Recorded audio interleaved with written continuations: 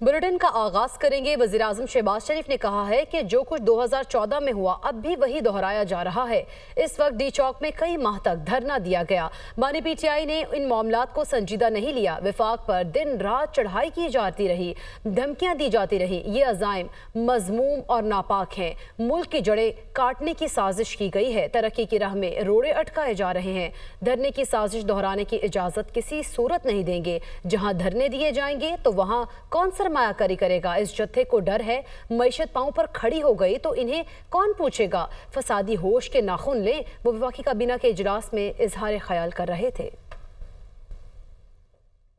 2014 और 15 को जो कुछ किया गया और पाकिस्तान के ख़िलाफ़ नापाक जो अज़ाइम थे दुश्मनों के और यहाँ पर घुसपैठियों के भी, उसका ये रेप्लिका है कि 2014-15 में आपको अच्छी तरह इल्म है किस तरह डी चौक के ऊपर कई माह यहाँ पर धरना दिया गया। वफाक के ऊपर दिन रात चढ़ाई की जा रही है, धमकियाँ दी जा रही हैं, दुश्मनाम तराजी की जा रही है। कौम को पता होना चाहिए कि किस तरीके से उस ज़माने में क्या हरकतें की गई और किस तरह पाकिस्तान की जड़ों को काटने के लिए क्या एक साजिश की गई। एक जत्था है, उसको ये मंजूर नहीं कि पाकिस्तान तरक्की करे, गरीब की हालत संवर सके, महंगाई का बोझ कम हो। उनको दिन रात ये गम खाए जा रहा है और वो इसमें बिल्कुल लोट पोट है कि भाई अगर इकॉनमी संभल गई, मईशत अगर पाँव पे खड़ी हो गई तो पर हमें कौन पूछेगा। अब जहाँ पर अफरा तफरी मचाई जाएगी, जहाँ पर शोर गुल होगा, जहाँ पर धरने दिए जाएंगे तो कौन आके सरमायाकारी करेगा? कौन पाकिस्तान में आके अपना ये रिस्क लेगा? फसादियों को इनको अभी भी होश के नाखून लेने चाहिए। कराची एयरपोर्ट के करीब खुदकुश हमले का मामला जाए वकुआ से शवाहिद जमा करने का सिलसिला जारी है। सीसीटीवी कैमरों की फुटेज हासिल की जा रही है। फुटेज की मदद से दहशतगर्द का रूट मैप तैयार किया जाएगा। मलीर मॉडल कॉलोनी और ईसा नगरी समेत मुख्तलिफ इलाकों में कानून नाफिज करने वाले इदारों के छापे। दहशतगर्द को सहूलत फराहम करने के शुबे में 2 अफराद को हिरासत में ले लिया गया है। जेर हिरासत अफराद में एक खातून भी शामिल है, जबकि जेर हिरासत अफराद को तफ्तीश के लिए नामालूम मकाम पर मुंतकिल कर दिया गया है। हुकूमत ने मौलाना फजल रहमान की तजवीज़ मान ली है। पार्लियामेंट के दोनों ऐवानों का इजलास एससीओ कॉन्फ्रेंस के बाद बुलाने का फैसला किया गया। मौलाना फजल रहमान आईनी तरमीम पर अपना मुसवदा 2 से 3 रोज में देंगे। पीपल्स पार्टी और नून लीग की कानूनी टीम अपना मुसवदा JUI फेस से शेयर करेगी। मौलाना फजल रहमान ने आईनी अदालत के क़याम पर मशरूत रजामंदी जाहिर कर दी है। जजेस तकर्रुरी के तरीक़ाकार समेत दीगर उमूर पर तरामीम बाद में लाई जाएंगी। पहले मरहले में आईनी अदालत के क़याम और उसके जजेस के तकर्रुर और इख्तियारात से मुतालिक तरमीम लाई जाएगी।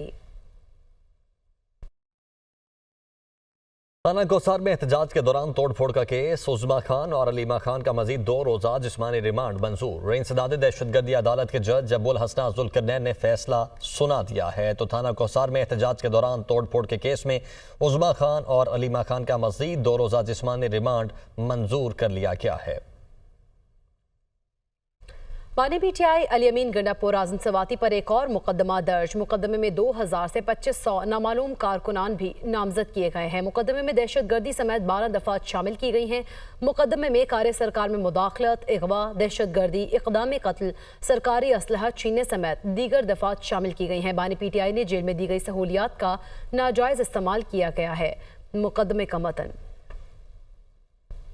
पेशावर हाई कोर्ट में KP हाउस सील करने के खिलाफ दरखास्त पर सुनवाई हुई। एडवोकेट जनरल KP अदालत में पेश। Chief justice Peshawar high court ने कहा CDA खुद मुख्तार इदारा है। आपको नहीं लगता ये हमारा दायरा इख्तियार नहीं है? अगर है तो कैसे इसमें दायरा इख्तियार का मसला आएगा? आप इस्लामाबाद हाई कोर्ट जाएं। चीफ जस्टिस इश्तियाक इब्राहिम और जस्टिस वकार अहमद ने समाअत की। ज़ीशान का खेल पेशावर से हमारे साथ मौजूद है। ज़ीशान, बताइएगा इस समाअत का हवाल क्या रहा? जी बिल्कुल, जो हुकूमत है उन्होंने फैसला किया था कि वो जो KP हाउस को सील किया गया है उसके खिलाफ अदालत में दरख्वास्त दायर करे और फिर दरख्वास्त दायर भी कर दी और इस दरख्वास्त में इस्तदा की गई थी कि आज ही इसको समाअत के लिए मुकर्रर किया जाए। जो दरख्वास्त समाअत के लिए मुकर्रर हुई, दरख्वास्त पर समाअत जो chief justice Peshawar high court justice Ishtiaq Ibrahim और जस्टिस वकार अहमद ने की। एडवोकेट जनरल खैबर पख्तूनख्वा जो है शाफे सूरतमंद खेल वो अदालत में पेश हुए। उन्होंने अदालत को बताया कि CDA ने KP हाउस इस्लामाबाद को सील किया है, जिस पर जो चीफ जस्टिस है उन्होंने तंजिया रिमार्क्स दिए और कहा कि आपको, जिस पर जो है ने यही कहा कि ये खैबर पख्तूनख्वा की प्रॉपर्टी है और CDA जो है इसको सील नहीं कर सकता, जिस पर चीफ जस्टिस ने इस्तिफसार किया कि बॉडी है और उनके खिलाफ वो कोई कार्रवाई नहीं कर सकता। बहुत शुक्रिया ज़ीशान काका खेल। नून लीग और इत्तेहादी जमातों के पार्लिमानी रहनुमाओं का स्पीकर कौमी असम्बली सरदार अयाज सादिक को खत, खवातीन और अक़लियती नशिस्तों पर इलेक्शन कमीशन की तरफ से फैसला न होने पर इजहार तशवीश। स्पीकर कौमी असम्बली को इलेक्शन कमीशन को इस हवाले से जल्द फैसला करने के लिए खत लिखने की दरख्वास्त। स्पीकर कौमी असम्बली ने पार्लिमानी रहनुमाओं की दरख्वास्त पर इलेक्शन कमीशन को दूसरा खत लिख दिया। स्पीकर कौमी असम्बली 19 सितंबर 2024 को इलेक्शन कमीशन को इस हवाले से एक खत पहले ही इरसाल कर चुके हैं। खत में याद दहानी कराई गई है कि आईनी तरमीमी बिल 2024 पास हो चुका है। इलेक्शन कमीशन जल्द खवातीन और गैर मुस्लिम अराकीन की नशिस्तों के हवाले से फैसला करे। और पंजाब में इज्तिमाई शादियों के प्रोग्राम की मंजूरी। पंजाब में 3000 गरीब खानदान की बच्चियों की इज्तिमाई शादी का प्रोजेक्ट। दुल्हन को ATM कार्ड के जरिए 1 लाख रुपए सलामी दी जाएगी। वज़ीर आला पंजाब मरियम नवाज की ज़ेर सदारत काबीना का 17वां इजलास हुआ। फर्नीचर, मलबूसात, डिनर सेट समेत इस्तेमाल की 13 अशिया गिफ्ट की जाएंगी।